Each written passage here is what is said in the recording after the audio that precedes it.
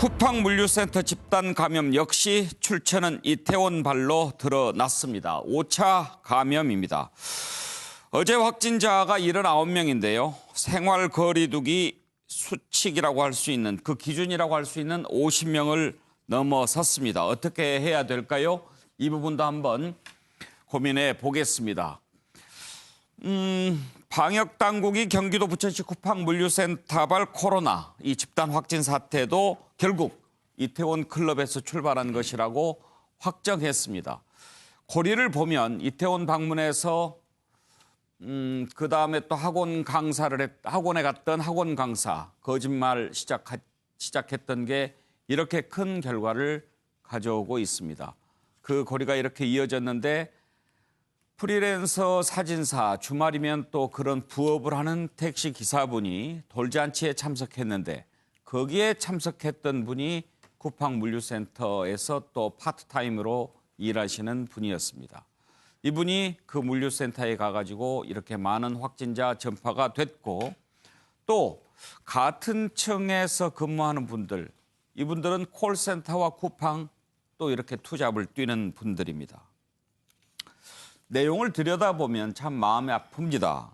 향락을 위해서 클럽을 찾았던 그게 정말 신선하고 고단한 삶을 살아가는 서민을 덮친 그런 안타까운 결과로 이어진 것 아니겠습니까? 하나하나 짚어보겠습니다. 방역당국의 발표 들어보시죠. 신규 확진자가 총 79명 발생해서 총 누적 확진자 수가 11,344명이 되었고 이 중에는 해외 유입이 1,232명입니다. 경기도 부천시의 쿠팡 물류센터 집단 발생 관련입니다. 전날과 대비해서 46명이 추가 확진되었습니다. 오늘 11시 기준으로 총 82명의 확진자가 확인되었습니다. 총 82명의 확진자 중에는 물류센터 직원이 63명이고 접촉자가 19명입니다. 예, 최명희 원장님 먼저 이 부분 한번 짚어보죠. 당초 당국이 생활 속 거리두기로 전환했던 것은 하루 50명 이내. 이렇게 되면 이제 충분히 컨트롤이 가능하니까요. 그런데 이제 하루 50명을 넘어섰습니다. 79명인데. 그러면 다시 거리두기를 강화해야 되는가 이런 고민해야 될 시점이 아닌가 싶은데 어떻게 해야 될까요? 일단은 숫자만 놓고 보면은 우리는 거리두기를 강화해야 되지 않나라는 고민을 갖다 하게 됩니다. 그러나 신규 확진자가 쿠팡 물류센터에 집중돼 있었던 점을 감안하게 되면은 어떤 점에서 과거 이태원 사태와는 다르게 결국은 그분들은 다 근무자가 있고 명단이 있고 그중에 신고를 안 하거나 그래서 우리가 누락하게 되는 경우는 없다고 생각이 됩니다. 그래서 오히려 집단 감염이 일어나도 굉장히 두렵긴 하지만 오히려 그게 모든 정보를 우리가 확인할 수 있는 영역에서 일어났기 때문에 통제 가능할 수 있는 가능성도 있다고 생각됩니다. 그렇기 때문에 아마 당국에서는 쿠팡발 집단 감염이 어느 정도 이어지나를 갖다 조금은 지켜본 다음에 아마 다시 사회적 거리두기로 복귀할지 여부를 갖다 결정할 거라고 저는 추측합니다. 이 쿠팡 물류센터 집단 감염은 많은 소비자들 걱정시키고 있습니다. 혹시라도 배송하는 과정에서 그 택배 상자나 이런 것을 통해서 감염되지는 않을까 이런 걱정도 하는데 현재까지 그 골판지라든지 종이박스를 통해서까지 감염될 것 같지는 않다는 게 전문가들의 판단입니다. 그렇지만 지금 쿠팡을 들여다보면은 제대로 수칙을 지키지 않은 것들이 너무 많이 드러나서 경기도는 일단 집합 금지 명령을 내렸는데요. 쿠팡 물류센터 어떤 점들이 좀 문제가 있었는지 들여다보겠습니다. 관련 발표 들어보시죠. 식당에 식사하는 과정, 또 흡연실에서의 흡연 과정 이런 것들에서 충분한 거리두기나 생활방역 수칙이 이행되지 않았을 가능성이 매우 높은 것으로 일단 파악을 하고 있고 감염 경로도 그러한 생활방역 수칙의 사각지대에서 아마도 전파됐을 가능성이 있다고 일단은 판단하고 있습니다. 심지어는 환경검체와 관련해서 작업하는 모자라든지 또는 작업장에서 신는 신발 이런 것들에서 일단은 그 채취한 검체에서도 코로나19 바이러스가 검출된 것으로 일단 확인을 했기 때문에. 그런데 원장님 아쉬운 게요. 지금 상황을 들여다보면 쿠팡에서 그 직원 한 명이 확진 판정을 받았는데 그러면은 다른 직원들한테 긴급히 연락해서 오늘은 나오지 마라. 이렇게 했어야 되잖아요. 그런데 오후 5시에 다 모이게 했더라고요. 다 모인데 다 이렇게 밀접해서 다닥다닥 모여 있는데 거기에서 확진자가 나타났다. 이렇게 발표를 하고 그러면 어떻게 해야 되죠? 그래도 구체적인 얘기도 안 해줬다고 그래요. 네, 그런 점은 진짜 안타까운 점입니다. 일단은 아마도 이런 걱정도 했을 수 있습니다. 만약에 미리 전화로 고지를 했을 때 전부 다 근무자가 모이지 않게 되면은 이탈자가 있을까봐라는 생각을 했을 수도 있지만 그런 점을 갖다 감안한다 하더라도 지금부터는 그중에 상당 부분은 확진이 되면은 자가격리에 들어가야 되는 분들을 갖다 이렇게 전부 다 한 곳에 모이게 했다는 점은 저는 상당히 어떤 그 조심성이 부족했다고 저도 그렇게 생각하고요. 아울러 제 걱정 중에 하나는 뭔가 하면은 최후의 순간까지도 영업을 갖다 해야 되냐 말아야 되냐를 갖다 직원들이 모이는 순간까지도 혹시 고민하지 않았을까라는 또 기우도 해보게 됩니다. 이번에 또 안타까운 것은요. 이번에 이렇게 들여다보면 정말 어렵게 힘들게 고단하게 살아가는 분들이 참 많다는 것을 알 수 있습니다. 투잡 뛰는 분들이 그렇게 많더군요. 평일에는 택시 운전하고 주말에는 또 프리랜서 사진사하고 또 콜센터도 하고 쿠팡에 가서 알바도 하고 아파도 쉴 수가 없는 그런 분들이 참 많습니다. 근데 잔인한 코로나 바이러스 이런 분들 사정 봐주지 않죠.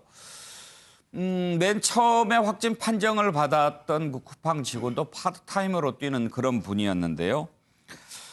잠깐 갔다가 또 그렇게 많이 감염시켰는데 어떻게 알았겠습니까? 알았으면 그렇게 못했겠죠. 일단 대처를 좀 잘했더라면 막을 수 있었다 하는 게 너무 안타까운데 이재명 경기도지사 쿠팡 물류센터에 강한 조치를 내렸습니다. 발표 들어보시죠. 쿠팡 물류센터에서 근무하는 그 상당수가 투잡, 쓰리잡을 하는 초단시간 노동자들이고 또 노동 환경이 불안정한 플랫폼 노동자들입니다. 감염 위험을 무릅쓴 채 노동 현장에 내몰려야 하는 이분들이 집합 금지로 생계에 타격을 입게 될 것을 생각하면 참으로 가슴 아픕니다. 기업 활동에 제약이 되는 집합 금지 명령을 하게 된 것도 안타깝게 생각합니다. 김원기 변호사, 지난번에 콜센터 때도 참 그렇게 투잡 뛰는 분 사연 들으면서 마음이 좀 울컥했는데 이번에 또 이렇게 집합 금지 명령 내리면 이제 그분들 또 일자리 또 당분간 잃게 되는 거 아니겠어요? 저뿐만 아니라 사실은 그 대다수 국민들이 이번 코로나 사실 올 2월부터 이제 본격화되지 않았습니까? 예. 2, 3, 4, 5월 현재까지 이제 버틸 수 있었던 여러 가지 그 도움 요소 중에서 이분들 있지 않습니까? 사실 이분들이 그 밤낮을 가리지 않고 어떤 물류라는 걸 배달을 해주셨죠. 이분들 사실은. 그래서 사실 어쩌면 이분들 덕분에 사실은 우리 일반 사람들이 버티고 여태까지 온 건데 사실 이분들이 이번에는 확진 피해를 보신 거예요. 이분들은 절대로 이태원 클럽과 비교될 성격이 전혀 아니죠. 이분들은 본인들의 생계를 위해서 진짜로 투잡, 쓰리잡 여러 가지 알바 비슷하게 일을 하시는 분들인데요. 이 점에서는 굉장히 안타까운 부분입니다. 예.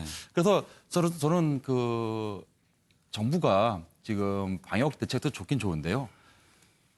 이런 어떤 유사한 지금 당장 생계가 곤란하신 노동자들 있지 않습니까? 이분들에는 대책은 방역 대책과 별개로 좀 뭔가 정책적 차원에서 좀 추진을 좀 하는 것이 지금 맞지 않나 보고 있습니다. 예. 생각할수록 참 안타까운데 서정욱 변호사, 최근에 코로나 사태 때 이렇게 택배 훨씬 물량 늘어났잖아요. 네. 쿠팡 돈 많이 벌었을 것 같은데. 그렇죠. 이게 쿠팡이요. 어떤 회사냐면 카카오하고 더불어서 언택트 산업 있죠. 예. 결국은 이제 비대면 언택트 산업의 그 대표적인 수혜자고 대표주자입니다. 이런 이제 회사가 어떻게 보면 이게 코로나에 가장 수혜주거든요. 이런 회사가 이제 너무 저는 자본의 논리에 매몰돼서 안전 불감증에 빠졌다. 어떻게 자기 근로자들의 그 생명과 안전을 이렇게 저는 소홀히 할 수 있는지 납득이 안 돼요. 최초 환자가 나왔으면 바로 이게 출근을 못하게 통보해야 되는데 그것도 아니고요.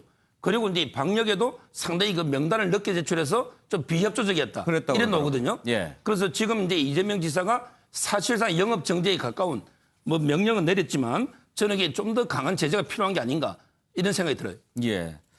정갑 실장, 지금 쿠팡 같은 경우에 이제 그 집합 금지 명령을 내려서 그 자체에도 당분간 영업을 못하게 됐지만 그 수많은 일용직 노동자들 이분들에 대해서도 좀 쿠팡이 뭔가 해줘야 되는 게 아닌가 그런 생각이 듭니다. 회사 측의 입장이 좀 나오지 않을까 싶습니다. 앞서 지적을 했듯이 초기에 대응이 상당히 미흡했죠. 그러니까 당일날 환자가 나왔으면 당연히 그 모든 사람들이 고지를 해서 예. 경각심을 가졌어야 되는데 우선은 직원들에게도 그러지 않았고 또 쿠팡을 이용하는 고객들에게도 전혀 초창기에는 알질 않았거든요. 근데 그 같은 여러 점들이 문제가 촉발됐기 때문에 이제 상당히 확산세가 되고 있는 건데 어쨌든 그 지금 상황에서 이 문제는 백신이 나오기 전까지는 끊임없이 긴장을 네. 하고 또 긴장을 할 수밖에 없습니다. 그러니까 뭐 쿠팡뿐만 아니라 예를 들면 밀집된 시설들이 굉장히 많거든요. 뭐 콜센터는 여전히 운영이 되고 있을 텐데 그러니까 정부의 지침대로 예를 들면 생활 방역이면 그에 맞게끔 운영을 해야지 그러지 않으면은 워낙에 전염이 이게 급속히 전개되기 때문에 어디나 예외가 없고 또 긴장을 놓았을 경우에는 상당히 그 감염이 증폭될 수 있다. 또 하나 이제 중요한 문제는 지금 최근 2주간에 한 7.6%가 그러니까 감염원이 지금 추적이 안 되는 네. 환자들이 확진자입니다. 근데 그럴 경우에는 또 다른 이제 굉장히 그 두려움이 생기게 되거든요. 그러니까 새로운 국면들이 계속 이어지고 있는데 어쨌든 간에 국민 개개인 또 각 조직체에서 정부가 하라는 대로 또 굉장히 긴장을 가지면서 대응하는 수밖에 없지 않나 그렇게 보고 있습니다. 예, 최명견 장. 그렇지만 또 하나 우려되는 것은 이분들이 어렵게 이제 사느라고 투잡, 쓰리잡 뛰는 분들 계시잖아요. 네. 직업을 여러 개 가지고 일자리가 여러 개 있다 보면 그만큼 또 활동 반경이 넓고 만나는 사람들이 많아진다는 거잖아요. 네, 맞습니다. 그렇다 보면 더 감염 위험이 높을 수도 있잖아요. 네. 더군다나 이제 거기에서 어려움은 뭔가 하면은 한 곳에서 투잡을 하는 일이 쿠팡과 같은 어떤 집합시설이 아니면 좋은데 만약에 콜센터와 쿠팡에서 투잡을 하는 식으로 집합시설과 집합시설이 있는 경우에는 감염의 가능성이 굉장히 높아집니다. 그렇기 때문에 우리가 보건당국에서 아마도 가장 그 부분을 갖다 제 생각에는 눈여겨보고 있을 것 같습니다. 그래서 지금 상당히 많은 수에 대해서 역학조사를 갖다 하게 되기 때문에 아마도 제 생각에는 우선순위가 매겨질 거라고 생각이 됩니다. 그래서 그 근무자 중에서 투잡을 띄고 있고 투잡 중에 한 곳이 다른 집합시설에서 근무하고 있는 경우는 아마 역학조사의 최우선 단계가 되어서 아마 바로 지금 이 시간도 아마 역학조사를 해서 새로운 확진자를 갖다 생기지 않도록 최대한 차단하기 위해서 방역당국에서 노력할 수 있을 거라고 좀 믿습니다. 예. 지금 말씀하신 대로 우려되는 게 쿠팡 물류센터발 코로나가 이제 콜센터까지 감염시켰기 때문에 그 파장도 우려가 되는데요. 이 관련 내용 한번 들어보시죠. 사실상 그 물류센터가 수도권의 클럽과 관련해서는 4차 전파에 해당하는 라운 파티하우스에 다녀온 분 중에 이제 환자가 생긴 것이기 때문에 5차 전파이고 여기서 추가적인 전파가 더 발생 분명히 뭐 가능할 수 있다고 판단을 하고 있고 다만 저희가 말씀드린 대로 전체 종사자들에 대한 일단 검사를 거의 완료 단계로 가고 있습니다만 지금 진행을 하고 있고 또 접촉자들에 대해서는 아직은 잠복기 내에 있는 분들이 많이 있기 때문에 일단 현재로서는 물류센터와 관련해서는 추가적인 어떤 소위 차수와 관련된 전파에 대해서는 조금 더 확인하는 데 시간이 필요한 그런 상황입니다. 그 해당되는 콜센터에서는 일단 전수조사를 시작을 했다고 말씀을 드렸습니다. 콜센터의 업무 특성상 그 많은 환자들이 발생한 것을 확인을 했기 때문에 그 이후 저희가 지침을 보완을 하고 해당되는 콜센터를 중심으로 해서 많은 노력을 기울였기 때문에 이번에 발생한 KB 콜센터에서도 초기에는 추가적인 환자 발생이 상당히 작기를 또 바랬고, 그렇지만 접촉자에 대한 검사를 진행하면서 인접한 분들 중에 확진자가 나오고. 예, 지금 질병관리본부 발표가 있었는데요. 이 확진자가 발생한 곳은 서울 중구에 있는 KB생명보험 입니다. 그런데 여기 7층에서만 8명이 지금 코로나 확진 판정을 받았는데 보험 대리점에서 전화 영업을 하는 직원들입니다. KB 콜센터가 아니고 보험 대리점이다. KB생명보험 측은 이렇게 정정해 줄 것을 요청을 했는데 최명기 원장, 콜센터하고 보험 대리점 전화 영업하는 거하고 어떤 차이가 있나요? 제 생각에는 일단 그것이 KB 콜센터 어떤 특정 은행의 업무를 맡더라도 완전히 직속인 기관이 있을 수 있고요. 그 어떤 해당 회사의 콜센터 업무를 받지만 그 사업체 등록이 다른 어떤 콜센터로 되어 있을 수도 있습니다. 그렇기 때문에 콜센터에 해당되는 업무를 보통 아웃소싱 하기 때문에 A라는 콜센터에서 동시에 예를 들어서 KB생명의 업무도 맡을 수 있는 거고 B생명의 업무도 맡을 수 있는 거고 KB생명에 대해서는 영업을 하지만 또 B생명에 대해서는 고객 불만을 할 수도 있거든요. 그렇기 때문에 거기가 현재 KB 업무를 맡고 있다고 그래서 KB의 직속 기관은 아니다라는 점을 저는 강조하는 부분이 아니었나 저는 추측했고요. 제 추측이 틀릴 수도 있지만요. 그런 점에 있어서 우리가 특별히 관리를 잘못한 건 아니라 우리는 거기에 일감을 줬을 뿐이다라고 얘기하는 부분이 아닌가 저는 추측해 봅니다. 예. 자, 아무튼 다시 이렇게 이제 확산이 되면서 일단 걱정되는 게 그러면 다시 사회적 거리두기 좀 강화해야 되는 것 아니냐 하는 게 있는데요. 일단은 당국은 아직까지는 이것도 컨트롤 가능한 범위 안에 있다 이렇게 보고 있는 것 같고 가까스로 등교한 학교들 다시 또 온라인으로 돌아가야 되는 게 아니냐 이런 우려도 나오고 있는데요. 교육당국도 일단은 계속 간다라고 정한 것 같습니다. 발표 내용을 들어보시죠. 공공부문의 경우 수도권 지역의 모든 공공 다중이용시설의 운영을 6월 14일까지 중단하겠습니다. 연수원, 미술관, 박물관, 공원, 국공립극장 등 모든 다중이용시설의 운영을 한시적으로 중단합니다.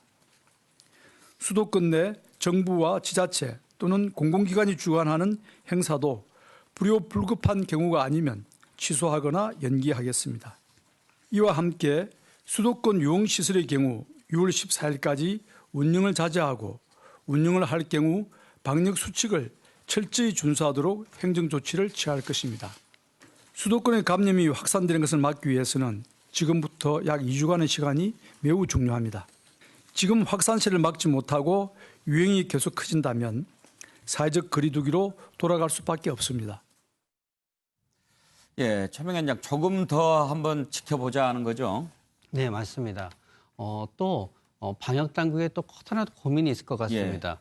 왜냐하면은 사회적 거리두기 돌아갔을 때 국가에서 할 수 있는 부분은 사실 제한되어 있습니다. 국가가 관리할 수 있는 시설에 폐쇄를 갖다 한다거나 입장을 금지한다거나 하는 것뿐이지 개개인에 대해서 미칠 수 있는 부분은 없거든요. 그래서 당장 사회적 거리두기를 이 정도 확진자가 있을 때 한다 그러더라도 국민들이 과거에 우리가 하루 확진자가 100명 넘게 나왔을 때의 공포감으로 정부의 시책에 잘 따라줄까를 생각해보고 보면은 현재의 분위기에서는 오히려 성급하게 사회적 거리두기를 했는데 일부 국민들이 따라주지 않게 되면은 오히려 더 분열이 조장되거나 그러지 않을까도 고민하고 있다고 저는 추측합니다. 예.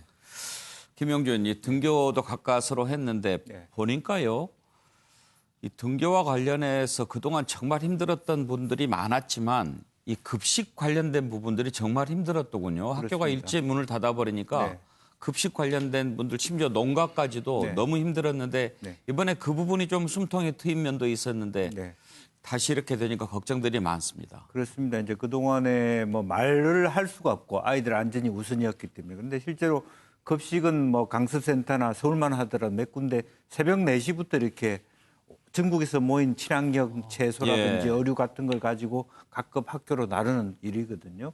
그 자체도 농촌과 어촌 뭐 여러 가지 다양한 업종들과 영세상인들이 연계되어 있는 일이기 때문에 실제적으로 그런 면에서 그것이 스톱됐다라고 하는 것들도 굉장히 가슴 아픈 일이었습니다. 근데 어렵게 이제 다시 시작됐는데 아이들이 날씨가 더 더워지고 있고 또 밥을 먹는 순간까지는 마스크를 이렇게 쓰고 예. 할 수 없기 때문에 굉장히 그것도 위험한 부분이고 이제 그런 면에서 급식하는 분들에게 대해서는 특단의 다른 대책을 세우더라도 오히려 예. 미국처럼 아예 집에서 도시락을 싸가는 문제라든지 이렇게 오히려 이렇게 구분해서 밥 먹는 시간을 분리하는 방안도 이제는 고려할 만한 일이다 생각이 들고요. 또 하나는 오늘 제가 좀 말씀드리고 싶은 것은 이제 플랫폼 노동자들, 물류센터 예. 노동자들의 경우는 뭐 범사회적인 사회적 거리두기의 차원이 아니라 노동 강도가 세고 또 말하자면 하루 왔다 안 왔다 하는 이동수가 많은 말하자면 노동 공간에서의 일이거든요. 예. 그런 부분에 대해서 정부가 뭘 도와줄 수 있을까를 생각하고 방역에 대해서 뭐 말하자면 좀 더 지원을 해주고 정말 잡쉐어링을 할 수 있는 뭔가 체계적인 도움이 되는 무조건 예. 뭐 안 된다 열지 말라는 게 아니라 앞으로 콘택트라고 하는 코로나라고 하는 상황 속에서 택배나 물류는 많이 늘 수밖에 없는 상황이라면 무조건 문 닫고 이 문제를 어떻게 할 예, 거냐 예. 풍선 효과도 있기 때문에 가급적이면 그런 피해가 나지 않도록 사전 예방이 정부가 조금 더 친절한 또 디테일한 그런 접근이 나는 필요하다고 생각합니다. 예. 저는 그 서울시가 하는 것 중에 참 잘한다 생각하는 것 하나가 이른 아침에 시내버스 타시는 분들 주로 건물에서 이렇게 청소하고 네. 또 이렇게 수고하시는 분들이잖아요. 그분들은 시내버스 요금을 깎아주더군요. 그렇죠. 그리고 그분들을 위해서 정말 야간 버스를 이제 만들어 드린 예. 것도 있지 않습니까? 예. 예. 새벽에 N번이라고 하는 게 최초로 새벽에 4시, 5시 출근하는 분들에 대한 배려 그런 예. 부분들도 있기 때문에 그것은 아주 뭐 잘하고 있다라고 보여지고요. 그러니까 이번 기회에 정말 이렇게 고단하게 살아가시는 분들 더 힘드는데 일반 사람들 재난지원금 받는 것에 비해서 이분들이 받는 건 정말 큰 효용 가치가 있잖아요. 네, 그렇습니다. 그런 분들은 정말 몸뚱이 하나로 뛰는 분들 예. 아닙니까? 투잡, 예. 리잡 하는데 그럼에도 불구하고 지금은 그분들이 어렵지만 사실은 그 잡쉐어링이라고 하는 차원에서 너무 힘들게 어렵지만 투잡, 쓰리잡을 자제하고 그 대신에 정부가 거기에 대해서 일정 정도의 지원을 해주는 그런 어떤 특단의 대책이 필요한 거 아닌가 싶습니다. 예. 지금 재난지원금 받아서 요긴하게 잘 쓰는 분들 많은데요. 문제는 이 코로나19 사태가 곧 끝날 것 같지 않다는 데 있습니다. 많은 전문가들은 가을에 또 다시 대유행이 올 수도 있다 이런 얘기들을 하는데 지금 코로나 지원금 받아서 잘 써봐야 얼마나 쓰겠습니까? 6월부터는 또 힘들어질 텐데 그래서 이재명 지사 이번에 보니까 경기 부양 효과가 좀 큰 것 같더라. 앞으로도 두세 차례 정도 더 지급해야 된다 이런 얘기를 했고요. 심상정 대표도 3차 추경에서도 전 국민 대상으로 재난지원금 줘야 된다라고 얘기했는데 지난번에 홍남기 부총리는 다음에 또 주게 되면 하위 30%만 줘야 된다 이런 얘기를 했었죠. 여러분들은 어떻게 생각하십니까? 심상정 대표 발언부터 먼저 들어보시죠. 3차 추경 내용에 대한 몇 가지 제안을 드리겠습니다. 제1차와 같은 수준의 제2차 전국민 재난지원금이 포함되어야 합니다. 1차 지원금의 효과가 6월로 사실상 그칠 것으로 예상되는 만큼 7월에서부터 추석 때까지 민생 절벽의 시기를 넘어설 대책이 필요합니다. 전국민 재난지원금은 우리 경제 유실을 막고 경기 회복을 앞당기는 마중물이 될 것입니다. 뭐 명절 대목을 다시 맞은 것 같다고 말씀하시고요. 예. 객관적 지표들도 매출이 많이 회복되고 뭐 일부에서는 작년 이맘때를 넘어섰다고 통계 자료도 나와서 예. 실제 뭐 경기 부양 효과가 큰 것 같습니다.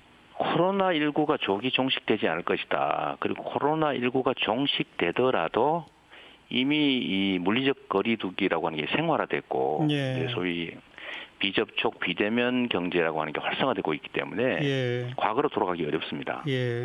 결국은 경제는 상당 기간 나빠질 가능성이 있기 때문에 저는 당연히 최소한 2-3번 정도는 더 해야 될 거고, 근데 그거를 가능한 가장 효율적인 방법으로 경제 순환을 좀 원활하게 하는 수요 측면을 보강하는 방식으로 지금 현재 4차 산업혁명으로 이제 커진 공급 역량하고 수요 역량을 좀 맞춰줘야 정상적인 순환이 가능합니다. 그래서 저는 불가피하다고 봅니다. 2-3차례 더 하는 거. 정업 시장 어떻게 생각하세요? 뭐 이재명 지사 얘기했듯이 이게 뭐 단순간에 금방 끝나는 문제가 아니잖아요. 그러니까 오늘 뭐 어쨌든 조영 대표 청와대에서 만나서도 이 문제가 논의가 됐을 겁니다. 이제 추경에 대한 적극적인 협조를 요청했을 텐데 이게 장기 어떤 과제가 됐기 때문에 예를 들면 기업을 위한 뭐 여러 가지 추경이라든가 공적 자금의 조성은 조성대로 가야 될 것이고, 그리고 앞서 얘기하셨듯이 어떤 일용직이라든가 굉장히 어려운 분들이 많이 있습니다. 그분들을 대상으로 한 재난지원금 역시도 같이 고민해야 될 필요가 있다. 저는 그렇게 보고 있습니다.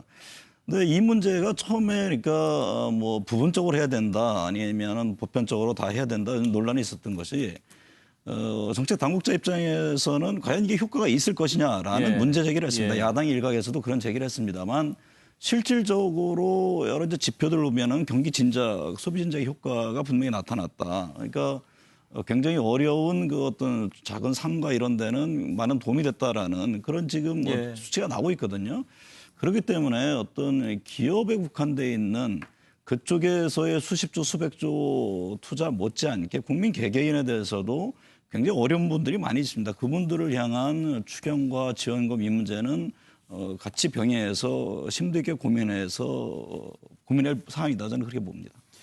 김용준, 확실히 요즘 음식점 같은 데 보면 사람 많아졌어요. 그렇습니다. 뭐 굉장히 많이 있고 또 과거 같은 분위기가 난다라고 하는 어떤 어려운 처지에 있는 상인들 목소리도 좀 표정도 밝아진 것 같고요. 또 경우에 따라서 뭐 정말 주차하기도 힘들 정도의 그런 마트들도 보게 됩니다. 다만 이제 뭐 대형 마트는 또 그 속에서 쏘가리를 하고 있고요. 또 텅텅 비고 또 한쪽에 편중되는데 아까 우리가 급식 이야기를 했습니다만 대형 마트에도 그 근무하는 사람들은 또 노동자란 말이에요. 그렇죠. 사실은.